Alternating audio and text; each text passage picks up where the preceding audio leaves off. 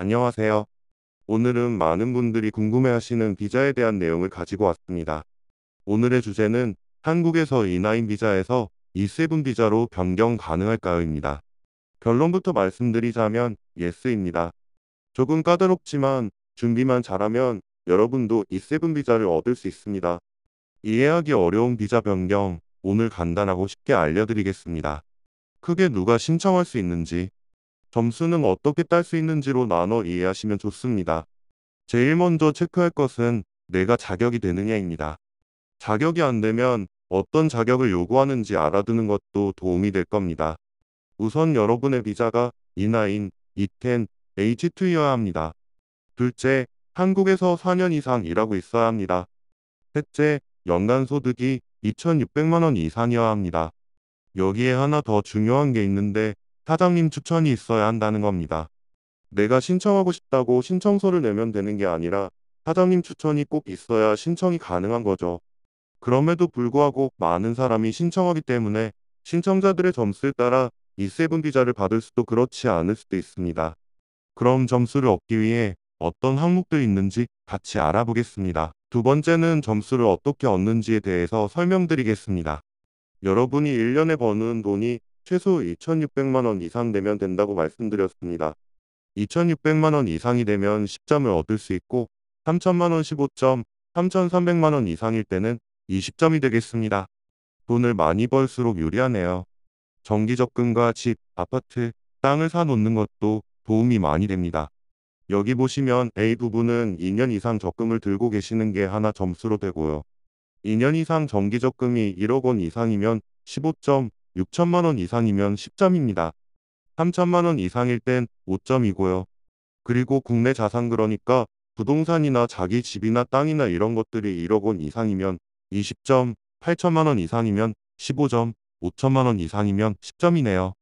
이 정기적금과 국내 자산 점수는 중복으로 인정됩니다. 그리고 정기적금은 매월 80만 원 이상만 인정이 되고요. 국내 자산 부동산은 본인 이름으로 돼 있어야 되고 신청일 기준 1년 이상 소유가 되어 있어야 됩니다. 그리고 국내 자산일 경우의 대출은 인정이 안 됩니다. 그러니까 아파트를 샀는데 1억 원짜리 샀는데 5천만 원을 대출을 받았다.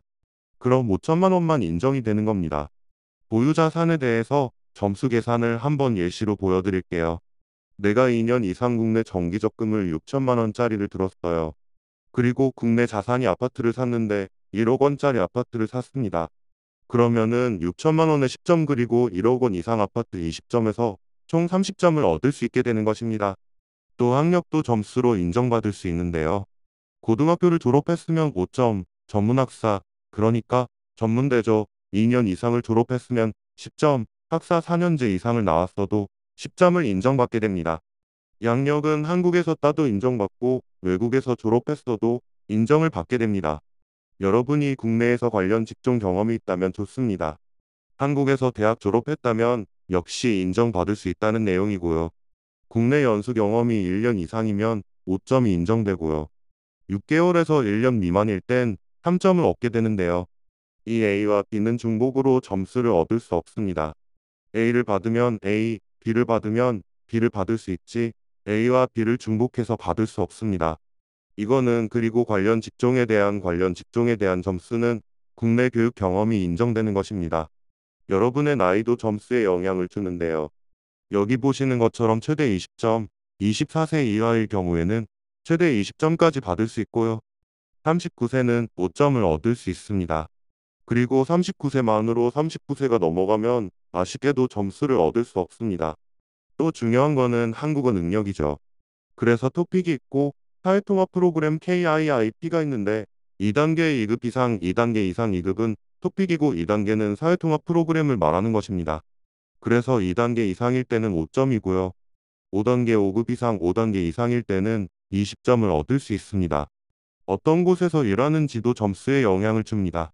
우리 산업에 근무하시거나 농축산업 분야에 근무를 하신 경험이 있거나 아니면 일반 제조업 건설 분야에 계셨어도 점수를 얻을 수 있는데요. 최소 4년 이상은 근무를 하셨어야 됩니다. 그래서 4년 이상 뿌리 산업에 계셨으면 10점, 6년 이상 계셨으면 15점이 인정받고요.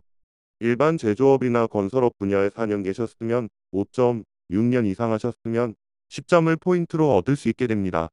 마지막으로 그 외 가점으로 포인트를 얻을 수 있는데요. 국내 유학 경험도 아까 한국에서 공부한 것처럼 인정을 받게 되는데요. 유학으로 전문 학사를 했을 경우 3점, 그 다음에 학사 이하를 했을 경우 5점, 석사 이상은 10점을 배점 받게 됩니다. 그리고 또 관련 중앙부처 추천이 있죠. 10점을 가점으로 얻을 수 있고요. 사회통합 프로그램 이수의 5점인데 이거는 사회통합 프로그램 5단계를 말하는 겁니다. 5단계까지 모두 마쳤을 경우에 5점을 얻게 됩니다. 그 다음에 이것은 읍면 지역 근무 경력이라고 돼 있는데 서울이나 경기권을 제외하고 읍면 지역에 근무한 경력이 있으면 4년에 10점, 3년에 7점, 2년에 5점을 얻게 되는 것입니다. 그래서 일한 지역에 따라서 점수를 부여받을 수 있게 됩니다.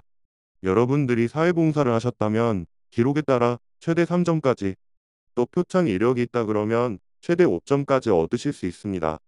세금을 잘 내는 것도 중요하네요. 세금을 여러분들이 잘 냈다. 그래서 300만 원 이상 잘 낸 게 증명이 되면 최대 5점까지 얻으실 수 있습니다.